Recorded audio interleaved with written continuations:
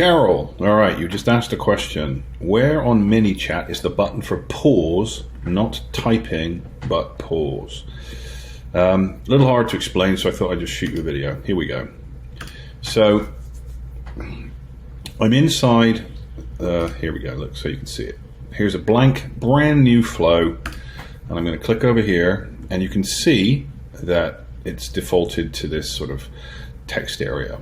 Now, if you're going to add a pause, it's actually called delay. So click on it, and it adds it. Basically, if you click on any of these things, they're going to be added to the end. You can move them around by grabbing the crosshairs and sliding them up and down. There are rules about where they can be, etc., but that's how it starts. So you've just added a 3-second delay or a pause. Now, if you click on it, you're going to be able to change it. You can change it by clicking down, change it to 2, all the way up, right?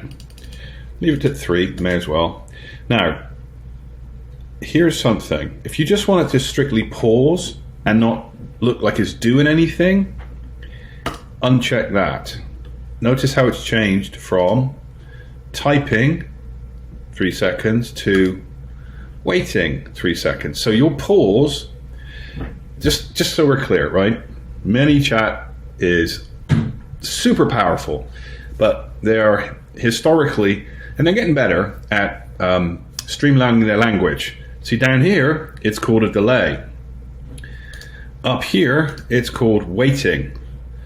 And when you change it, it's called typing. So you have to think of it in terms of all of the above. So it's a delay that either be a typing delay, so it gives the 3 dots on the screen, or if you check this off, it becomes a waiting, and it's a completely quiet pause. So your bot will just stop doing anything, and it will count off that many seconds before it continues. So there you go. It's this little sucker here, and then you can change it from a typing pause to an absolutely silent, do nothing, just wait kind of pause. All right? Hope that helps.